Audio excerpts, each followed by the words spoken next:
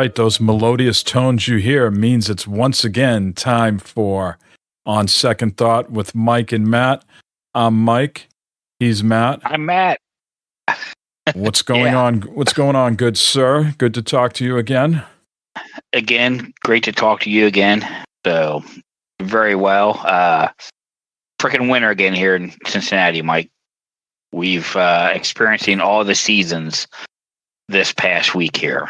It's gone from very nice spring to thunderstorm alley to snow and hail and ice and cold and wind, all in a span of the last 4 days. It's something. It's a hell of a thing. It is a hell of a thing, man. We had a little bit of that over the last, I'd say, 36 hours. Uh-huh. I mean, if I'm low energy right now, I'm counting on you, Matt, to bring up the energy because I'm running on a little bit of low energy. Ooh. It was a lot of wind and rain, and then it turned to snow overnight. Uh-huh. Okay? And they had a school-wide delay of 2 hours today. And they call you about 5:30 in the morning. They're very proficient. They call you, they text you, and they email you. Yeah. Okay? Yes. So that all went down about 5:30. Got up to take a piss. Went to try to go back to sleep. About 6:15, 6:30, the power goes out. Oh. And the generator for my house is below my bedroom window. Oh. And once the generator kicks on, it's very loud and it brings the power back to the whole house. All my hue lights in my bedroom come on full blast. I feel like I'm on the sun, right? Yes. I know that feeling. I know in the middle of the night when the power goes out because all of a sudden it's like, oh, yeah. All the lights turn on to the brightest setting that they can. Yes. And so, all right, got all that situated, was ready to go back to bed. The phone calls and the texts start up. And the message was that when the power went out, a transmitter at the high school blew, and that they were closing the high school down for the day. So my middle son didn't go to school. My youngest had a 2-hour delay. But the funny thing, as soon as I got the text message and phone call that they were canceling school due to this, transmitter blowing, my power came back on. And the generator shut off. And I'm like, really? Am I going to walk over there now? Because the high school is only less than a 5-minute walk from my house. It's like, I'm going to go over there and see if they really got power or not. They're pulling a fast one on me. Sure. Yeah. But, so we got about 3 to 4 inches of snow with a nice crusty layer of ice on top of it and very, very soggy underneath.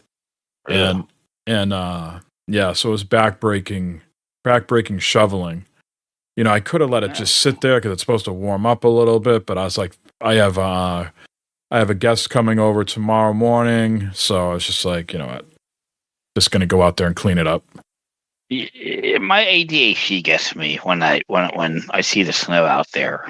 I gotta clean that shit off. I gotta get it off my sidewalk. I gotta get it off my drive. Well, it's gotta be gone. I'm in quite the pickle over here, Matt, because I have a big ceremony at the end of every winter, early spring, the changing of the guard. Yeah. A lot of people come out to see me swap out the position of the zero turn and the snowblower. Right? Yeah. We had a big crowd this year. Okay. Who's the grand marshal? Normally you have a grand marshal for this. Well, did you have a grand marshal to come in and take care of festivities? Well, this year we skipped on that. We made everybody a grand marshal. So that's wow. Inclusive, it's very inclusive. Yeah. And, I charge a little entrance fee to come watch this. I put on some, pomp and circumstance. And now I bet you do. Today I had to swap positions. I had to back the zero turn out into the snow. I had to pull the snowblower out. and now everything's back. So people that were here, they saw this big ceremony. Now they want a refund. So I'm in quite a quandary Quite over the here. quandary you have there, Mike. Yes. Yeah. And who's dropping dimes on me? That's what I want to know. Who's out there watching me make this, changing of the guard and dropping a dime that Mike's actually using a snowblower post April 1st? Well, you figure the people want the content, Mike, that you have. The problem is, Mike, you started years ago with this video of you selling this snowblower, okay? And the tremendous action that you showed in this video selling a snowblower, that's what the people are there for. That's where you got the people hooked, Mike. And that's why they're there. There was good wrist action on that when I was making the shoot turns left and right. It was just so smooth. Just look, it went the one way and turn around went the other way. No hitches, no nothing. It just, like clockwork, dude. It was well oiled. Oh my gosh. Couldn't get any smoother than that. But I might get away with having, to issue refunds because I've talked about this before on other shows. My driveway is very long and it's in the various states of disrepair. And we've decided to get it all torn up and install a new driveway from not the whole thing, but my part of my whole driveway. And the snowplow guy came out today because Lynn said it was, tough getting up the hill and some of the turns. He did a fucking number on the driveway that's in really bad shape. So I got to go out there this weekend and throw all this tar, that he kicked up with his blade because it's so worn down. The ruts from the tires are very low, and the main part of the driveway is sitting high, and his blade comes over and just rips off layer after layer after layer. So if I was on the fence about getting a new driveway, the destruction he did today has pushed me over the top. The driveway has to get done. Does your snowplow guy, does he know a guy that does driveways? Is there collusion here where? No. Okay. No. But I am debating now that when I get this new driveway installed, if I'm going to use my whole snowblower to blow the whole, from my garage up this little hill and then come back down. It'd probably take me about an hour or so, I think, to do it all. But I don't want to have I told the guy who's installing it, I was like, the snowplow guys are assassins. You have to make the transition smooth. If it's not smooth, they're going to slowly start chipping away at it every season. Sure, yeah. And I'm going to be back where I'm at again. So I need to see what the finished product looks like, and then I'm going to make a determination if I'm just going to plow the whole thing. Well, I think the logical answer here, Mike, is you get yourself a little side-by-side or something with a snowplow, and you just do it yourself. Yeah, I want to get myself one of those Pope mobiles, a Kubota. Mm-hmm. Yep, you just get you one of them. Yeah. Put a plow on it. You do it yourself, and get rid of the middleman. Yeah. Put a plow on it. Put a plow, yeah. Just plow it. Plow it like you. Never mind.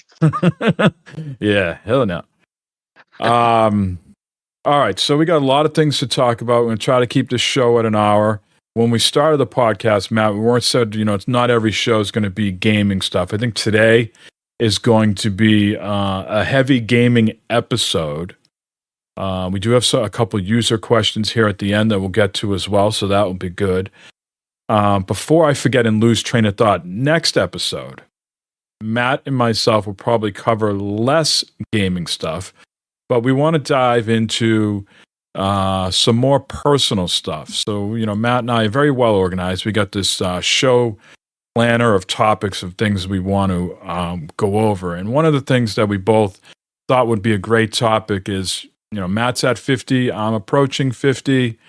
How are we taking care of ourselves sort of second half of our life? So I think the next episode is going to be, what are we doing to take care of the mental and physical, end of life care? What are things are you sort of worried about? And, maybe we'll have a guest on. I'm not sure. But we'll take it as it comes. But that is the tease for next week's episode. Yeah, it's going to be a good one. Going to be good one. Lots to discuss. Matt had his physical this week. We won't give away any spoilers. I don't know any details about it. So I'm dead. We'll cover all that in the next episode. If anybody has any questions or thoughts or things that they are doing that they want to contribute, feel free. And you don't have to be, middle-aged fellas like us. You could be on the younger or the older side, but, anything that you're doing that you feel is beneficial to take care of the physical and mental, we'd be curious to hear what you're doing. Sound good? Sounds like a Beautiful plan. All right, yeah. so let's get into it here. A couple topics that we want to discuss. First and foremost, Dragon's Dogma 2, Matt. I don't think either one of us are playing this game. However, I want to bring it up because, first of all, a lot of people have been talking about it. I've seen a lot of gameplay of it. I read this quote on Twitter yesterday. This is from Andy Cortez at Kinda Funny. He says, Baldur's Gate 3 was my number 4 top 10 game of 2023. Loved it. What an achievement. If it had Dragon's Dogma 2's combat, it'd probably be my favorite game of all time. So the reason I bring that up is I hear from a lot of people that maybe there's not much story or the story's kind of an afterthought in Dragon Dogma 2, but the combat, the things that you can discover as you play the game is a differentiator. Have you seen much or read much into this or looked at it? Or where's your interest with this title? Are you familiar with the first one at all? I'm not that familiar with it. I'm familiar with the second one just because you brought it up a couple weeks ago. And so, just been kind of looking at it. It seems like an interesting game. I don't know the lore and everything behind it. So I couldn't really comment on what people are saying. I don't know. It just I'd like to see. Yeah, what I gotta do, I gotta go see some video of it and stuff and see what I think there. Okay. So as I'm watching it, I'm getting obviously there's a lot of hack and slash combat. So think of things like Witcher. Mm-hmm. I also get some you got a party of 4 with you, or you can be a total of 4 characters. So you and 3 pawns. We'll get into the pawns in a minute. So that gives me some Dragon Age vibes. And then I think, some of the other stuff, like the climbing, I'm getting a little bit of Assassin's Creed. So, I'll let our listeners, see if I'm off the mark, but I'm getting a combination of those 3 games together. The interesting thing, it is an open world game, okay? But it de-emphasizes fast travel. There's some limited options. I think there's some, I'm not sure if I'm calling these right, but you can buy something that will give you spawn points. But there is no fast travel like we're used to in Division 2, say, right? So it encourages you to go out and explore the world and travel and stuff like that. Yeah, and so as I'm listening to people talk about it, they say when you get to the destination, that so much isn't the meat and potatoes of the game. It's the travel between point A and B that make this game so interesting. The crazy stuff that you'll encounter, the boss fights, the people, those experiences are what make the game. Now, as I watch it and I think of how our level of gameplay and the hand-holding that we need sometimes, I'm not sure if this is a game that you and I would enjoy, but I think there are some things that I think you would enjoy. It's set in a fantasy theme world. Yeah. Supposedly some dragon comes along and does something to you. I think I saw a trailer where it takes your heart out and then you become something called the Arisen. And then you're caught in some sort of geopolitical conflict. And along the way, you can have some allies which are called pawns. You're playing in a third-person perspective. And there's 10 vocations that you can pick from. I don't have them all in front of me. So you can be like a fighter, a mage, thief, archer, warrior. And then there's some hybrid vocations that you can have as well. I don't know. We talked in the last episode about sometimes buying games because I like the look and feel of them, but I know I'm not going to be that great at them.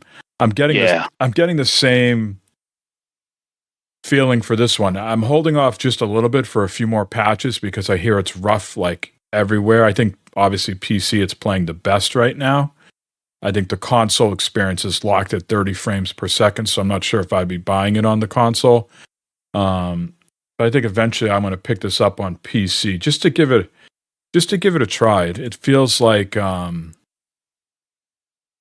don't know the best way. I don't want to compare it to Elden Ring because it's not a Souls-like game. But I think if I could conquer a game like this where there's not as much hand-holding as some of the other open-world games, then maybe I could dip my toes into Elden Ring, sort of like work my way up the difficulty ladder. Because I think Elden Ring is another one of those games that looks absolutely spectacular. But if I try to play that right now, fuck. Yeah. Elden Ring, I'm a little more familiar with, and I've seen people play that, and the game looks absolutely awesome, but it looks frustrating as hell too. So it's like, I'm not sure I want to do that. Now I'm looking here, this Dragon Dogma, and like you said, it hits some points that I like. It's got that medieval type, feel to it. It looks like there's some magic and sorcery and that type of fancy stuff and open world, which I do like. I do enjoy that type of stuff. Yeah, and you can just go off and explore and I'm curious how the saves work because I hear some bad stuff about that. Like you just can't say, all right, I'm going to go off an hour in this direction and then save my game. Like you have to get to some sort of town or something. You have to get somewhere that's save, like a checkpoint. Yeah. Oh, wow. And if you fuck up, that's pretty wild. If you fuck up, you can lose like 3 to 4 hours of gameplay. Yeah, see that's what sucks. That's what sucks. You put all this time in that, and then you just kind of get complacent or whatever while you're playing, and then all of a sudden, like you said, you're going around, you're traveling, and some wild world event happens or something, and blammo, you're done, and everything you just did that last couple hours is gone. And that's where the frustration with me comes in. I'm like, well, fuck, I don't want to do this again. Yeah. The pawns are real interesting to me, okay? So they're AI controlled, but they function like player controlled avatars. They assist you in fights. They'll provide you information on enemies, give you guidance on active quest. You can have it 3 at a time, and you can also recruit 2 additional pawns that have been created by other players. So if me and you, I guess, are friends, theoretically, I could bring in your pawns and vice versa. But you can only have a party of 4, so you and 3 pawns. So you could have some of your own pawns and the ones that you've created. And they have their own inclinations. They're straightforward, calm, kind, and based upon their inclinations, they'll do various things. So if they're straightforward, they'll charge right into battle. If they're calm, they'll stay on the defensive. If they're kind, they'll help their comrades. So there's some strategy in there too. Now, can you control what they do in battle on that, or is it just when you go into battle, they just do their thing? You know what I mean? Like, do you have to control every move that they make, or are they fully controlled by AI? Fully controlled by I think you could probably give them some guidance, like, "Hey, go there," but I don't believe that you control their, hack and slash and things like that. They're on their own. Yeah, and that sort of aspect. Yeah, this is not a turn-based game like Baldur's Gate. This is a fully action, third-person perspective action game like The Witcher. It looks smooth. It looks good. So I know, some of the open world characteristics that you're talking about. like traveling. Red Dead Redemption 2 is big on that, where it wants you to travel more than fast travel because of events along the way that you might come across. You might come across some guy asking for help that's actually going to rob you, or some side quest or something. So that's always a good thing, to kind of incentivize you to travel by traditional means and fast travel. I wish a game like this would be co-op, though. We could get into a lot of fun with something. I think Elden Ring has some co-op, but I'm not sure if it's traditional. It's some other type of co-op, I believe. But someone's got to make a game that is not a Souls-like, but something challenging like this that two schmoes could get in and just, some epic battles here in the video here I'm watching on Steam. Like some big old eagles and lions and stuff. Man. Wild. I think on Metacritic it's got an average score right now of 86, with the highest being on PC at an 89. So it's reviewing well. $70. Yeah, it is a full price. It is a $70 game on Steam, which you don't see quite often. No. Right? Usually on PC you get the $10 discount. Mm-hmm.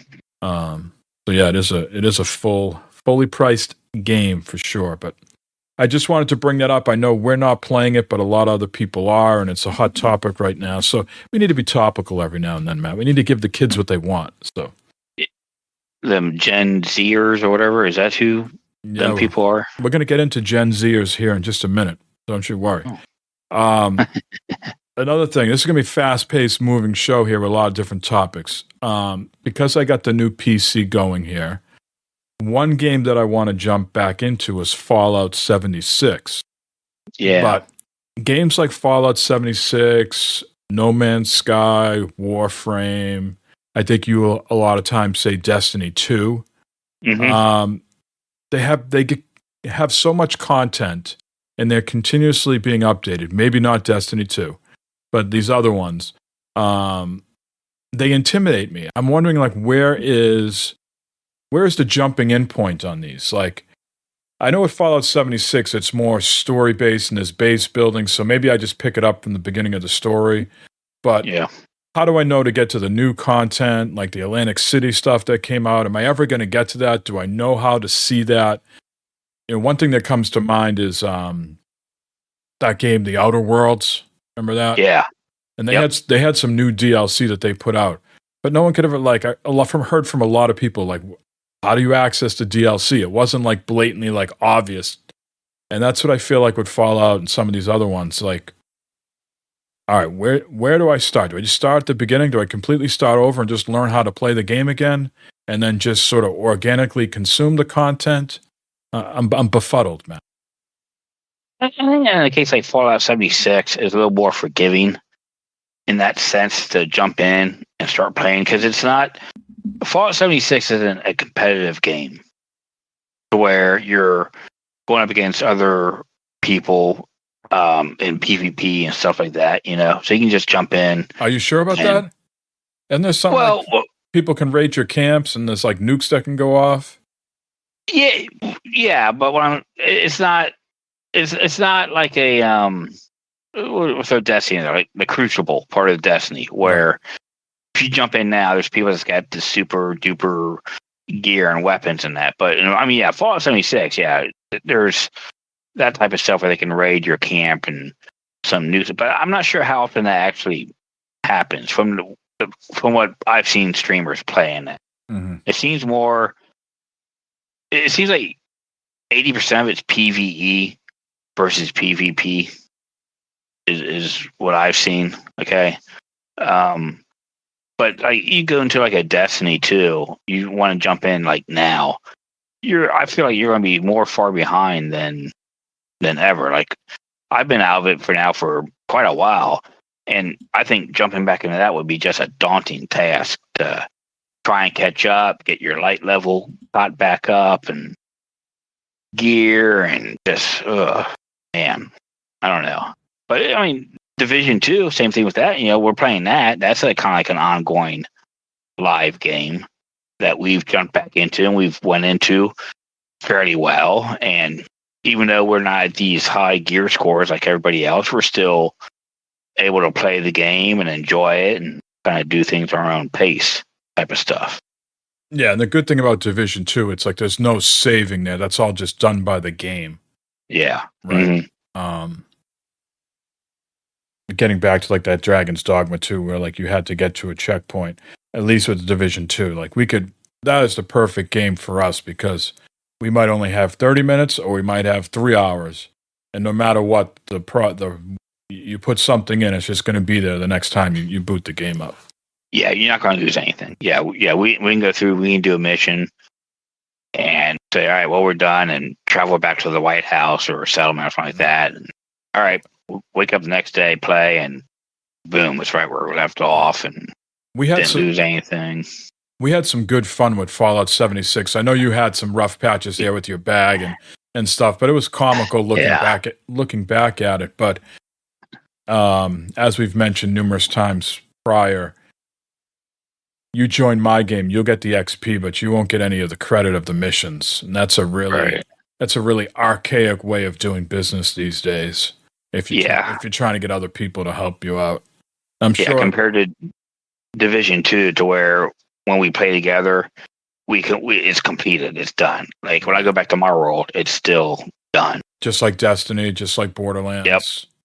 I don't know why Fallout 76 does it this way. Yeah. Yeah. Stuck in the past. I'm not sure, but we did have some fun times playing that one. Because I just see on Twitter so often, like No Man's Sky just got a huge update again, and that game looks beautiful. But I'll tell you what, we talked about in one of the other episodes how I need a handler at times. Boy, I would need a fucking couple handlers for that game. Good Lord, that thing has a lot of that game's deep. A lot of meat on the bones, as they say. That game's deep. There's a lot of stuff going on in that game. Yeah. Different worlds and all this stuff. Oh, man.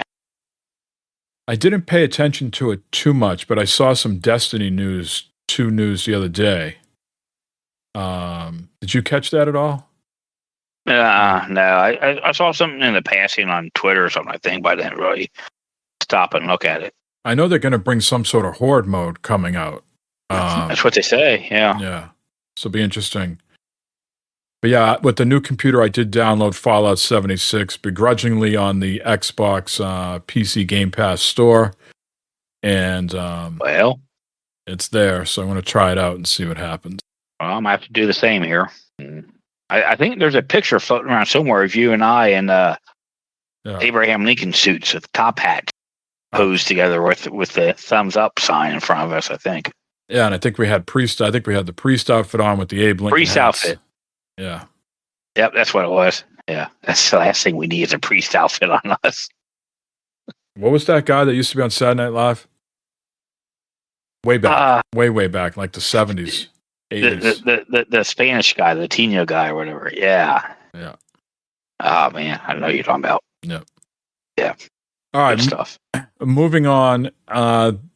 Earlier this week, there was a leaked image of a white digital Xbox Series X, Matt. And you're going to be shocked. Are you sitting down? I am. I'm sitting down. It was white. It was so white. It was so white.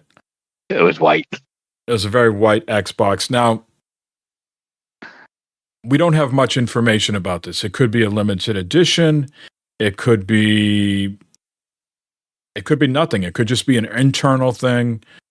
It was definitely a real Xbox, but we don't know if it's going to be something that's going to be sold or not. Let's just, for the sake of this discussion, assume that it is going to be something that's going to be sold to the consumers and that it's not a limited edition model, that it is, in fact, a digital Xbox Series X, not S, X, and it's white. And if you've been reading the news lately, they say the Series X is not selling well, especially in Europe. It's doing really bad to the point that, you can't even really get some games. You go into the retail stores and the games just aren't available. Microsoft's not, doing much in the physical space, I guess. So I'm like wondering, what is the need here? You have the black Xbox Series X. you have the white Xbox Series S. It feels to me like something is missing. Like I don't have a piece of the puzzle. Are they really going to try to do away with physical games? And then now's the time to buy the OG Xbox Series X because they're just not going to sell them with the drive anymore. So you have to sort of take advantage of that now. And the white one without the optical is the future for the X. And maybe they'll release a black one as well later. And if they're in, Well, go ahead. no, I mean, if they're going to not do the digital, then Physical. I mean, you look at this thing, you can cut it in half, all right, shrink it down, and you'd have half the size of your Series X, but it'd be pure white, so it'd be like a white cube. I don't know enough about the innards of the X, if the height of it is because of the optical drive or is the height because of the airflow. I think there's fans in the bottom and there's fans at the top. Yeah, there is, yeah. But I think that height, because if you look at that slit for where the DVD goes in, is half the damn height of it. So you take that away and you can shrink it down some. It won't be as tall. In those court filings that they had earlier in the year with the FTC, there was an image of a more cylinder-shaped one. Yeah. So I don't know if that got scrapped and they just have existing parts already for the X, and so it is cheaper for them to use existing stuff and just make this white. We need to hear what the price point is on something like this. I'm not sure how limiting physical games at this point pushes Microsoft forward. You think, you already have physical games out there. How much cheaper could this be? They sell these consoles at a loss anyways for like the first couple of years. Right. They sell the games to subsidize the loss. What I would like to know, it might be out there somewhere. I don't know if this is known stats or not, or if they're hidden. But how many people are buying physical games still? Oh, I'm sure Xbox. I know you're not. You're not, right? You're not. No, I'm not. I stopped about a year ago. They would just, I'll tell you one thing. It was cheaper though. I was buying more console games, physical. Because when you go digital, Matt, unless you're waiting for a sale, which oh by the by, sometimes can kill the industry. If everybody's just always waiting for a sale, put that aside. You pay a console tax. We see that now that we have higher end PCs, and you can see what game costs on the console. It's always $10 more on the PS5 or the Xbox than it is on Steam. But when you were buying physical, whether it was on Amazon or Best Buy or Target, there was always sales. Even fucking QVC, you could get some real deep cuts on QVC. Oh, yeah. There were definitely lots of good sales on the physical media. You go into a Walmart and there's a game there that's marked down at $29.99. Yeah, that's still that is probably still selling for $59.99 on PlayStation or Xbox. Mm-hmm. But what happens is you just have a whole room all of a sudden of fucking games, and that's not the place I want to be in. Now, the risk that we run, let's say a lot of people are saying doom and gloom about the Xbox, and they might pivot off of Xbox and just make a Windows console. And people are worried about their library. Now, for you, it wasn't a big deal. You said, you know what? I'm not concerned about my PlayStation library. I'm hopping over to Xbox. But for a lot of other people who are invested into an ecosystem, that's the chance you take with going all digital, is at some point they can pull the rug out from underneath you. You're not guaranteed to have your games even though you bought them. Now, physical, you can install them to a certain degree. If there's online components, certainly they won't work to a larger extent. That's the risk you run. That's the chance we're taking here. It's that old saying, don't put all your eggs in one basket. It's so different from the whole Apple, Android, Windows econosphere where, everyone puts all their stuff up in the Apple iCloud or the Android, or even Windows Cloud. And then I spread my nudes everywhere, Matt. They're everywhere. I thank God you do, man, because you make it so easy it's so accessible. Yeah. But you get stuck in one ecosystem like Apple or like Android, and you're pretty much there for life. 'Cause I couldn't imagine transitioning to Apple. I'm so into the whole Google Android ecosystem that it's I'm tied into just like Amazon and Alexa. I'm so tied into that it's where a lot of my stuff lives. My home automation stuff. That's all Alexa and Philips Hue. I don't have Google or Nest or anything like that, but it's all tied into Amazon. Yeah. It is. It is a chore to move off. Currently at work, we are moving off of Google and doing everything Microsoft. So this week I've been going into my Google Drive at work and downloading all the documents and reports I need. But I have a lot of reports in Google Sheets that interface with Jira. So they pull the data from Jira, which is our ticketing system, and it creates reports for me. I got to recreate all those reports in Excel now. Oh, wow.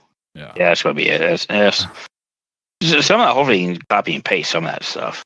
Well, I got to copy and paste the JQL language, the query language. So I want to. So like, if you download like the Google, I can't remember what it's called, but their Excel, and you download to your computer, can you open that with Excel? Yes, but the data will just be static. I rely on Jira, the connection between Google and Jira, to refresh the data for me and update the ticket history. Gotcha. So just if I download and open up in Excel, it's just a static screenshot of of when I last ran the report. I gotcha. Yeah. At work, we're all Microsoft at work. Word, Excel, PowerPoint, all that shit. OneNote, fucking Teams. All right. Digital Series X it looks really funky on the front with no optical drive. It's just this like long white plastic front. I was hearing some people. I don't think it'd be that long.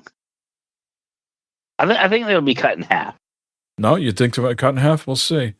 Someone was saying it'd be nice to put some green tones in there to hark back to the 360. Well, they got that slight green at the top. Right. At least the one picture I saw had some slight green at the top. But the power button, you hit the power button instead of white, make it green. Sure. Do a little like our PCs, a little green glow and stuff to it. A little flash. That'd be slick. All right, moving on here. Xbox handheld. Okay. Phil Spencer is on record of saying how he wants an Xbox, not so much an Xbox handheld, like, hey, I want Xbox to develop one, but he's saying that Microsoft needs to do a better job with the software on these handhelds. So he says, I want my Lenovo Legion Go to feel like an Xbox. I brought the Legion Go with me to GDC. I'm on the airplane. I have the list of everything that makes it not feel like an Xbox. Forget about the brand. More like, are all my games there? Do all my games show up my save files that I want? I tell you one game that doesn't right now, and it's driving me crazy, is Fallout 76. I want to be able to boot into the app in full screen, but in compact mode, and all of my social is there. Like, I want it to feel like the dash of my Xbox when I turn on the television, except I want it on those devices. Okay? So those types of comments from Phil have sparked a discussion about a proper Xbox handheld. And I know that you really like the Steam Deck because I think you would hate the ROG Ally. I think you would hate the Lenovo Go because it's clunky. You're dealing with Windows and then you're dealing with their software on top of it. Mhm. With the Steam Deck, it's like a console, right? You're just booting It is. You're booting into that, and really the Steam Deck has changed. It's a disruptor in the console space right now. And to me, I think it'd be very powerful to have either like a PlayStation handheld or an Xbox handheld that's just an extension of the console, like the Switch. Like you could hook it up to your television, or you could undock it, and it's the whole experience there. There's no fucking around with Windows. It's just your console. Boom, you turn it on, and it's the same. It looks exactly the same as, like Phil said, as your TV. Yeah. I know on my Steam Deck, I did I haven't used it in a while, but I did some tweaking with it where I had a Windows, not Windows, but Xbox Cloud Gaming, Xbox streaming, on it. It took a while to set up that, but it worked great. You go in and it's like playing your Xbox games or whatever, Windows games on the Steam Deck. I think if they want to do something like that, they should make an official app or something like an official Game Pass app or something for the Steam Deck, and then you could access your cloud gaming or whatever from that without having to do all the workaround stuff. Well, that's how it is on the ROG Ally. There's an app. Yeah.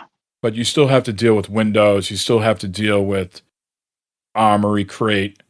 But there is an Xbox app that you could just be in and download all your games and play, but you still have to do all those other things to update your system.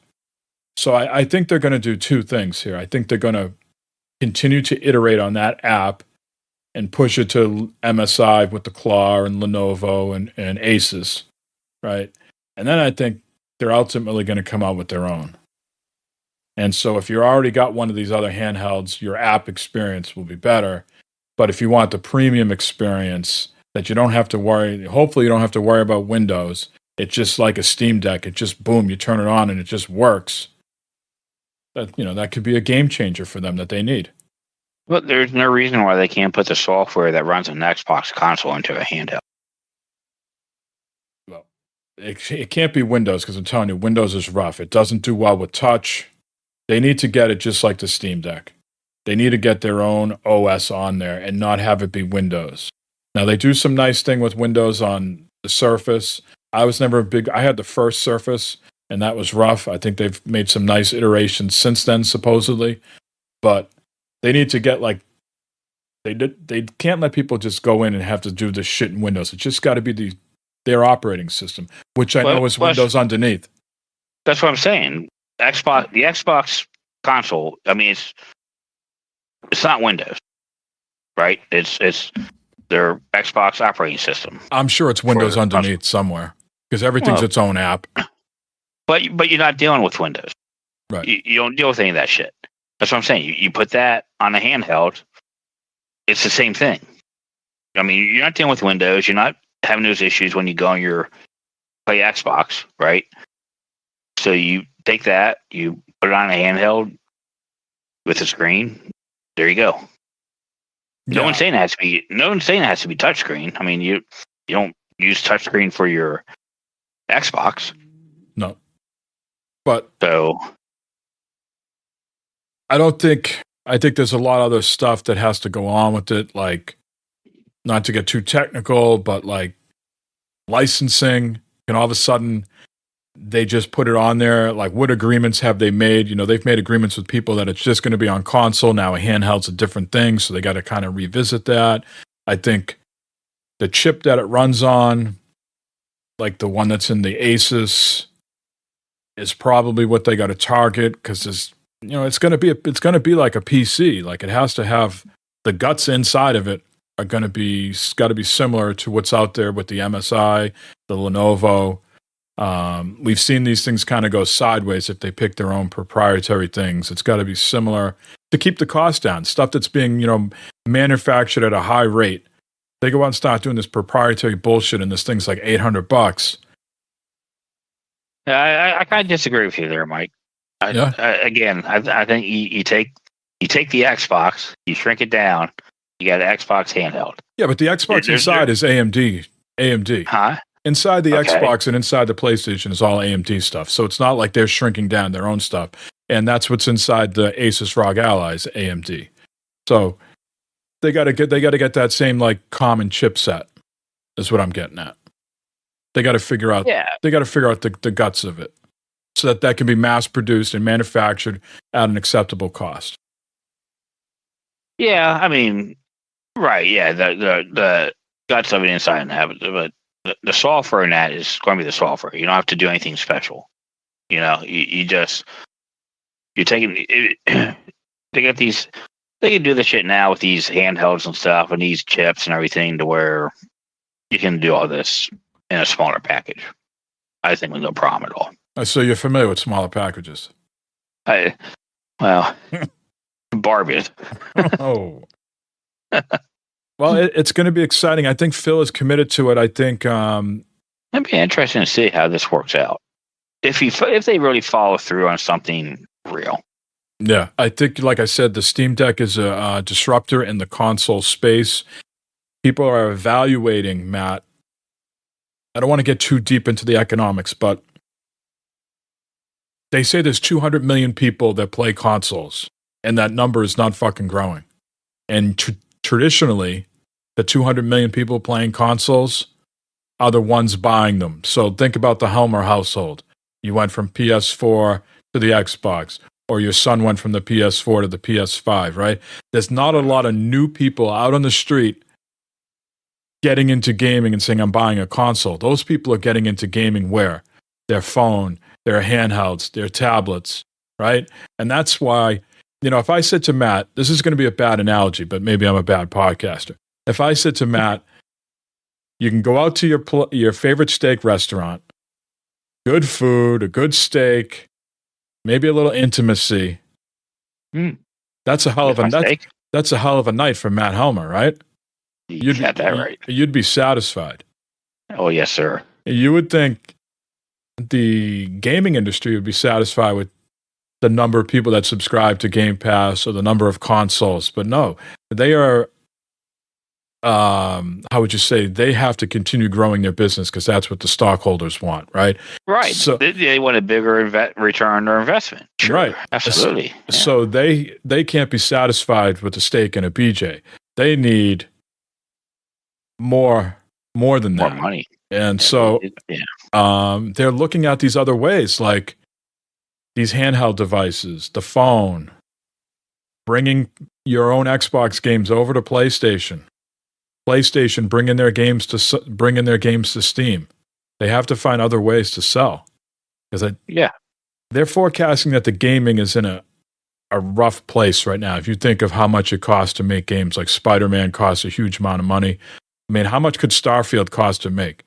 8 years in development, all those salaries that they had to pay, right? I mean, astronomical price tag for minimal sales. Like, they say before you could forecast and budget this stuff. Okay, it would cost, $800,000 to make a game. We knew we had to, we could develop it in 2 years or 3 years, and we had to sell a couple million copies, and we'd break even and make a little bit more, right? Now, games cost $300 million to make. $300 million. And with that being said, I think they're still making a lot of that money back. Look at you and I. We just bought The Division for the 5th time. Right. We just went out this past week. Now, granted, it was on sale. But we just went out and bought the first Division again. And how many times, I've bought Red Dead Redemption, Red Dead Redemption 2, probably 4 times. I had it for the PS4. I had it for the Xbox One, the Series X. Now I've got it for the PC and my Steam Deck. So there was a study that came out that said in 2023, 60% of the playtime went to games that were 6 years old or older. So that just feeds into what you exactly said of why companies are not as willing to risk putting out new stuff, because what are people going back to play, Matt? Fortnite, Roblox, Minecraft, Counter-Strike, Call of Duty, Rocket League, Rainbow Six Siege, Overwatch not in the top 10 on any platform, Apex Legends, Grand Theft Auto 5. Those are the games that people are playing over and over again. So Spider-Man might have made its money back because Spider-Man is Spider-Man. It's going to do what it's going to do. But you got these other franchises. For every Helldivers 2 that hits it big, or Pow World, there's 100 other games that just fucking bomb out. That's yeah. And the industry's no longer willing to take it on the chin. Well, I mean, it's like the movie industry, right? I guess the gaming industry could be like the movie industry, where people are playing these games over again because they were good, they're fun, and a lot of these games coming out, people aren't digging them. They're not fun. They're not enjoying them. Or some people aren't willing to take a risk on something they never heard of before, but they know the Fortnite name, they know the Grand Theft Auto name, tried and true. And why take the risk when games are now $70? And there's some people out there that put a value on $70 game, and I'm only going to be able to play it for 25 hours. Now, me and you have done the math. I think that's pretty good value when you all plus it out. But there's some people out there saying, "Fuck, I paid $39.99 for Helldivers 2. Endless amount of content. They're going on their 4th war bond. I can play over and over again with my friends for hundreds of hours, but I'm going to spend $70 on something for 25 hours." Yeah. There's those people that you'll never be able to talk sense into, because there'll also be the same people that will go out and spend, $100 on, the finest steaks, bourbon, and piss it and shit it out within 2 hours, and they spent well over $70. And get to right. Yeah. Exactly. So. Nope. Yeah, I hear what you're saying. There's games are expensive. Making them, trying that, and the content you get out of them, it's you get that gem like Helldivers, and it's like, holy cow, what a great game. And I do want to apologize. And you get something like Starfield, it's like, ugh. I do want to apologize. I should have apologized at the top of the show. I have not been doing my part for democracy. I feel heavy with shame. The weight is palpable. I've just been stuck in Division 2. I will hopefully make amends towards the end of the week and get back to fighting for democracy. We're fighting freedom in a different world right now. We're spread thin. Yeah, we are. We're only 2 people. We can only do so much to help the world. Yep. Last gaming topic I wanted to touch upon, in Phil Spencer's interview he did at GDC, he was also hinting at maybe bringing other storefronts to Xbox, including the Epic Games Store and Itch.io. So part of it, hearing other people, is saying they're trying to get ahead of the whole EU thing with the closed ecosystem that Apple's going through right now. So this could be them preemptively trying to be in the good graces of the EU.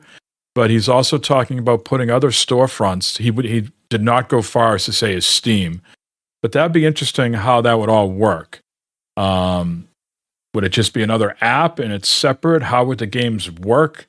These are games, some of the newer games, like if you take Horizon Forbidden West, right? The port of that for PC would not run on an Xbox. Now, the PlayStation 5 version probably would. It would need some, tweaking. But interesting to put other storefronts on a gaming console, and how do things just work with not a lot of muscle behind making sure that everything... I would think this would be more of an extension of like indie games and backwards compatible stuff rather than the latest and greatest PC release. Yeah, because what would you do? You would go to like a Ubisoft app and buy the game from them instead of going to the Microsoft store? Is that how that would work? Or it just seems a little counterintuitive for Xbox. Right. I was listening to the Xbox Kind of Funny cast, and they were, Paris on there was saying, and I don't know how anybody would agree to this, but let's say Steam was on there, or Ubisoft, like you said, or Epic Games, and the game, let's say it's Assassin's Creed, right? Mirage. I bought it on Steam, and somehow Steam communicates to Xbox that, yeah, he bought this is his license, and you could play it in any one of the stores. Microsoft doesn't care because they're getting their cut, right? If you bought it on Steam via the Xbox, there has to be some money exchange between Steam and Xbox. Because the platform holder that's hosting the store has to get a cut. It really just, talking that out just seems to, muddy the waters. I get it from Xbox perspective. It's make Xbox the hub. You can do whatever you want on here. You can play our games. You can play other people's games. And they hope that they can get people to be Game Pass subscribers because, hey, I'm on the Xbox anyways playing my latest wacky indie game on itch.io, and I'm getting the free games on Epic Store, so I'll just get a Game Pass subscription and everything will just live on my Xbox, you know what I mean? But how it benefits some of the other people, what's the I don't want to be rude, but does Steam really need fucking Xbox? It feels like that is a relationship where Xbox needs Steam. Steam doesn't need Xbox. I agree with that. Yeah. It seems confusing and convoluted to be able to play games when you do that. I mean, the whole point of having Steam, having Xbox, whatever, is you go there, you go to the Microsoft store, you buy your game and play on your Xbox, and there it shall live. Steam, you go to Steam and buy your computer games, and there they shall live. Now, yes, there's convenience in buying a game somewhere and being able to play it at different places and all that stuff, but cross progression or cross save, or Mike, you don't have an Xbox, so I can still play with you or something like that. But it's you're muddying up the whole console PC gaming thing in a sense, because you bought your console to buy Xbox game, and I can see where people want to go do everything, but I don't know, just to me, it seems convoluted, but I could see where some people would find it very much enjoyable and would like that option. Yeah, I need to hear more details about it. It sounds, on the surface, it sounds exciting. I just have one place where everything is, and you can just sort of pivot in between them. But I have little faith that they could pull this shit off successfully without, like you said, muddying the waters, make it convoluted, make it all of a sudden your purchases don't work. No, you got to go here on your PC to renew your license. I could see all that sort of bullshit drama coming into play, couldn't you? Yeah, absolutely. And now they say this, about all that being, even with Steam now, about Red Dead Redemption 2 on Steam. I still had to download the goddamn Rockstar social game hub thing or whatever and log into it to play the game. Yeah, well, we have and Ubisoft had to do the same thing for Division, Well, let's jump into Blue's question here. We'll sort of work that in. He says PC game service launchers suck. This is Bluemanrule, of course, from Open Forum Radio. Yes, I was having a senior moment there. Sorry. He says PC game service launchers suck, so you can import games from other services into Steam to launch from there if you link the executable. That is true. Is Rockstar moving off of social? They get something now called Rockstar Plus, right? Sort of like Ubisoft Plus and PlayStation Plus. They're making a big... I know they were talking about it. I don't know if they actually executed it yet or not. Yeah, they just said they were announced games like Bully are going to be on it. Yeah, it's just, I think we talked about this offline, that it's just another way for them to try to have you buy the game directly from them, right? Yeah, you can use it on Steam, but they kind of like you to buy the game directly for them because then they don't have to pay a cut to Steam. Sure, yeah. And they're not going to do anything. If I buy it from Steam, I shouldn't have to download the Rockstar game launcher. Well, they're not going to do anything to make your life easier. You know what I mean? They're saying, hey, we're going to take less of a cut to put it on Steam, and now we're going to spend development costs to strip out the launcher and just have the executable work on Steam. No one's thinking about me, Mike. Well, story of my life. His last question was, what do you guys think of Steam's big picture mode for that console-like experience? I often don't, but I think it's cool. So my initial thoughts there, Blue, is I feel like there's a lot of things in Steam that are cool that A, I don't take advantage of, and B, I'm scared to use them, and C, I don't take advantage of them, scared to use them, so I don't use big picture mode that much. But every time I get into big picture mode, I think it's cool. And I hate it. Yeah. I get nervous. I'm like, what did I do to get into this? And how do I get out of it very quickly? Yeah. I get the same way when I use big picture mode. It's like, oh, what did I do? This seems very simple, and like I'm actually turning off features or something. I don't know. Yeah. I mean, I don't use it very often. It's really for guys like me that use a television. You know, I have a 48-inch television right now. Mm-hmm. I should be using Steam in big picture mode rather than the application. But maybe that'll be my homework to try to do something. I think Jeremy, Hoodie Ninja, I think he uses big picture mode because he's got the TV. He's actually got his, like a small form factor PC that he puts in his entertainment unit. And I think he might, I could totally be wrong, but I think he might be in big picture mode. Although I think he's got a mouse and keyboard near him. So maybe he's not in big picture mode. But that's kind of like the benefit, right? For people that use PCs on televisions. Yeah. And you can also go in big picture mode on the Steam Deck, which I don't know why I want to do that. You can. Yeah. I've done it once and I didn't like it. No. All right. I'm going to pause on the gaming stuff here. We're just about at the hour mark, but we got a few other things. March Madness. We talked about that last episode, Matt.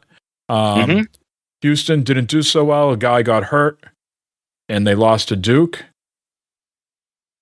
None of your other teams, the Dayton team, none of those teams panned out.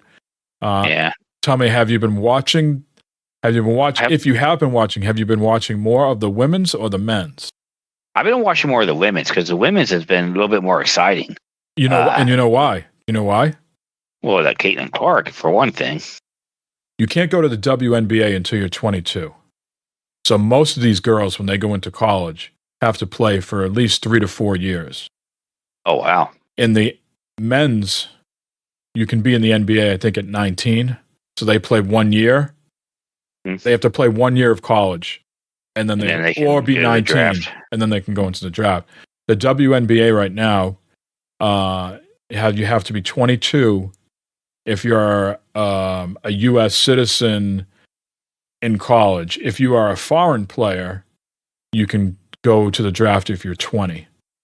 But if you're in college, you have to at least be 22 years old. So that's why the women's game has been better, because these people have been playing on these teams or in college basketball for 3 to 4 years. This is Caitlin Clark's, I think, 4th year, and that Reese girl from LSU, 5 years.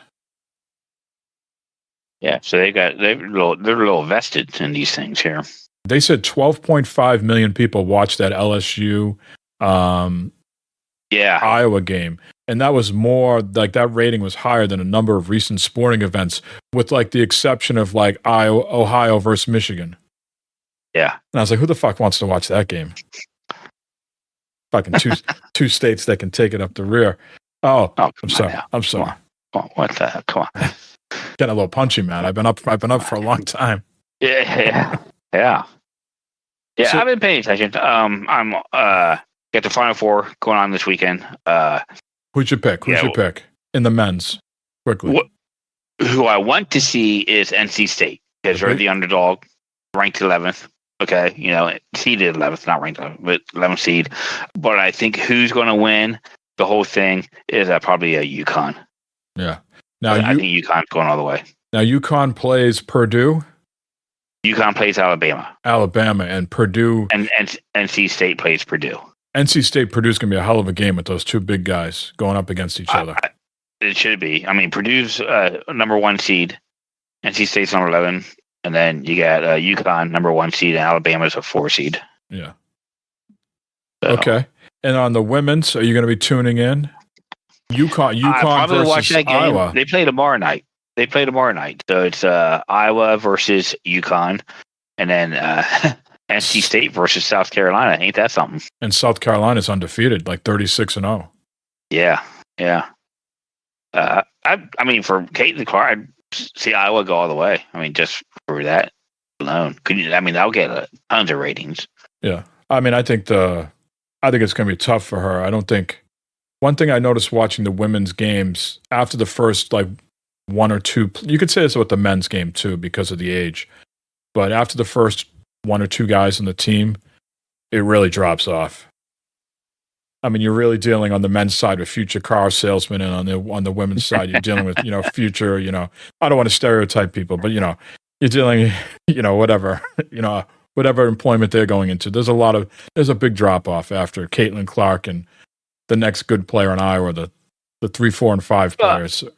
I mean, you get to think, Caitlin Clark, she's all right. So she goes to the WNBA, but the WNBA doesn't get the action like maybe she's what she needs for the WNBA to get the action like NBA. Like Michael Jordan, like what Michael Jordan did with the NBA. The WNBA goes in peaks and valleys. So certainly when Taurasi came out of UConn, there was a big spike in interest to see what she would do. I think when Brittany Griner came in, she had interest. Certainly when she came back from Russia, there was a lot. It goes through peaks and valleys. But yeah, for the most part, people are not tuning into the WNBA. No. Although I think we might go as a family to see that they're going to play the Boston Garden for the first time next year. We might go see them there. They usually play at Mohegan Sun in Connecticut. Caitlin Clark goes to WNBA. She's going to make a lot less than what she could and what happened and going to the NBA. Like if she was going to the NBA, if this was a male going to the NBA, she would make millions and millions. Oh yeah, it's going to be all based on her money's going to come from advertisement. She's already doing endorsements, stuff, all that. Yeah, she's already with State Farm and Gatorade and some shoe company. Mm-hmm. Ice Cube offered her $5 million to go to the Big Three. Play 10 games in the Big Three, $5 million. Wow, that's all men. She could take it, Bon. She's only 6 feet tall. She's not that tall woman, and she's not that big. So, she's a hell of a scorer. Big Three is like one step above prison basketball. There you go. Oh man, she just punch him in the nuts and go to town. I don't think that's how it works, Matt. But baseball's back. Tell me how you're doing. How about them Reds? They won last night. They're off tonight. I think a majority of the teams are off today. Huh? I think a majority of the teams are off today. What's it? Yeah, Thursday. Yeah, Thursday does seem to be an off day for a lot of teams. Yeah, Reds are doing pretty good. Not too bad. Dela Cruz is not doing too much of anything. India is doing pretty good. Hunter Green is our overrated pitcher, which I do not like. I do not care for him. I do not like him. That the guy started on the opening day, Montes. He's great. He's doing pretty good. Overall, though, are you watching other games besides the Reds? Are you like the pitch clock? You don't hear about it anymore. It seemed like it took like 1 year, and it's just like everybody's used to it. It's just happening. Yeah, it just happens now, which is pretty cool. Yeah. Tell me about your thoughts. You might not have heard yet. If you have, what are your thoughts? Oakland A's moving out of Oakland as of next year. They're going to go to Sacramento for 3 years, and then they're going to be playing in a minor league baseball stadium that only holds 14,000 people. Right, but they only average 3,000 people now. Well, that's because they're moving away. So who wants to go watch them if they're moving out of your town? Well, they're not spending any money. They got a very poor product. They're doing that on purpose to go out and yes, they do have a very poor product. Yes, keep the cost down so they can afford the stadium. I don't think the guy's got the money personally. I think the league's going to eventually have to take this team away from him. I can see that. Yeah, I can see that. I think he's stalling. I think there's some shady shit going on that he doesn't have the money to build that stadium in Vegas. It's going to be an expensive stadium. And it's not going to be like till like 2028 or something like that. Yeah, they're putting it where the Tropicana used to be. Yeah. So it's I don't know. Yeah, they're going to be playing in a minor league field for the next few years or whatever. And that field hosts the minor league team for the Giants. How do they get those schedules to align? I mean, that's either an algorithm in a computer that just punches it all up and figures it all out. But that's a hell of a thing. That field's going to get worn out. I don't know. Yeah. Red Sox are doing okay. They swept the A's. They just got out of Oakland. They swept them. They split with Seattle, so that makes them 5-2. They're headed to the Angels for a few games now, and then they don't have their home opener until Tuesday. They haven't played at home yet. And of course, the home opener will be 20 years since they won the World Series, so they'll be celebrating the 2004 team that won the World Series. And then they'll also be celebrating the life of Tim Wakefield and his wife. I'm not sure if you're familiar with Tim Wakefield. He had brain cancer and died. And then 6 months later, his wife died of pancreatic cancer. Yeah, it wasn't too long ago. Yeah, just a couple months ago. So they'll be having a big ceremonies for them. You have recently had your your work trip to Hagerstown. You were posting some beer photos, Matt. Tell me what is the latest with your beer journey? Hopefully Denny will listen to us and take interest here. What's going on with your beer intake these days? Are you still the Michelob Ultra, trying to keep it slim and trim, or anything else? At most places, it's a Michelob Ultra, but if I go out of town or I still go to the breweries around here, it's whatever floats my boat at those places. When we was in Hagerstown, went to a couple bars, and I had some local brews there that they made. It was good, not too bad. What was the beer that you would always have your go-to before Michelob Ultra?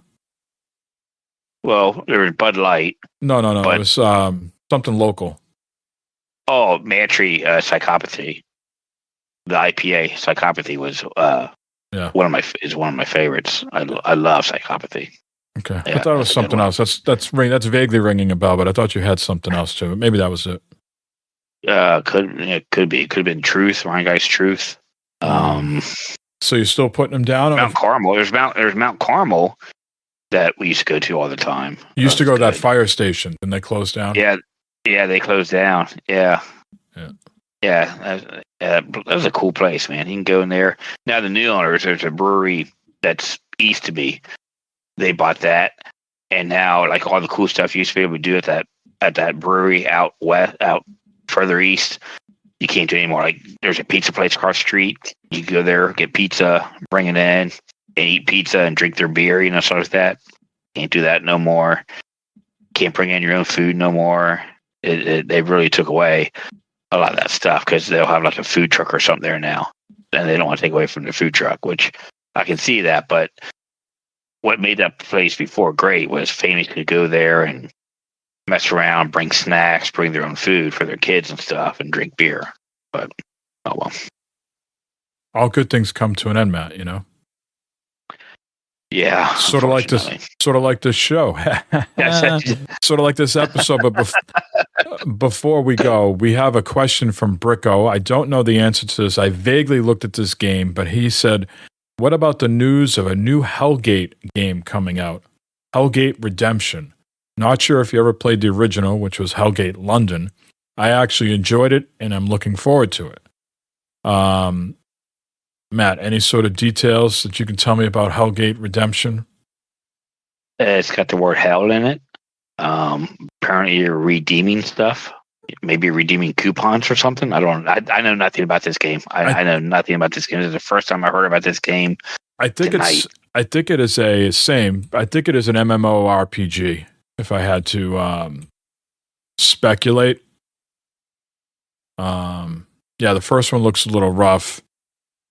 I think it was like one of the early first like looter shooters, MMORPG. Okay. So there's a new iteration of that coming out at some point. So Briko don't have much to give you on that. The first one came out Halloween 2007, led by a team of former Blizzard Entertainment employees, some who saw the creation of Diablo. So it's in that type of vein. We'll keep an eye on it. Hellgate Redemption coming out. I'm not sure when it's coming out, but it has been announced. I think the studio is called Lunacy. Good name. All right, so let's wrap up episode 4 here. Next time we record, like I said, maybe there'll be a sprinkling of gaming news, but it's going to be more, health, mental health related, what we're doing. Matt's be 51 this year. Is that right, Matt? Yeah, coming up in October. Yep, I'll be 49 in October. So crossing over, once you go over 50, you're on the other side of the mountain, right? I'm still like Uncharted 4 here. I'm still trying to find my your foothold. Handhold, your gripping. Yeah. Uh-huh. Strongest hands. Don't fall down. Nathan Drake, strongest hands in gaming. You get that right. But yeah, so we're going to talk about like what we're doing in this sort of second half of our life to keep the mental and physical sharp. Anybody wants to contribute to the show, what they're doing, or questions for us, feel free to hit us up on Twitter, OSTWMM. If you're on our Discord, you already know where to go, but there's a channel for On Second Thought. Just reach out, get in touch with us, and share the show. Hopefully you're digging it so far. Yeah.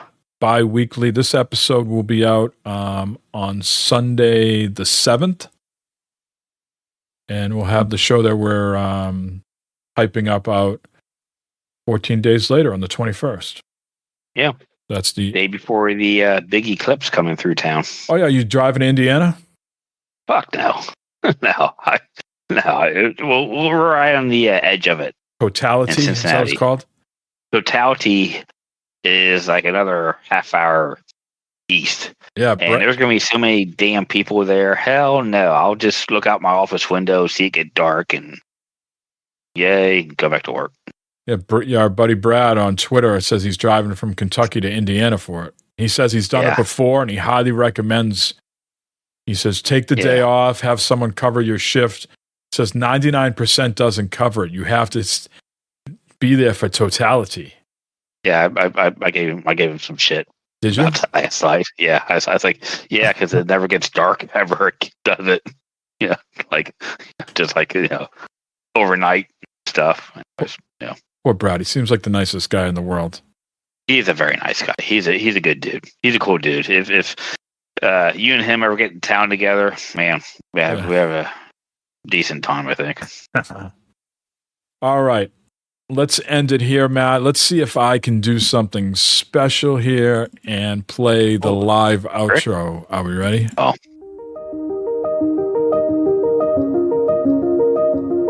Wow. You're not supposed to talk over it, Matt. Oh.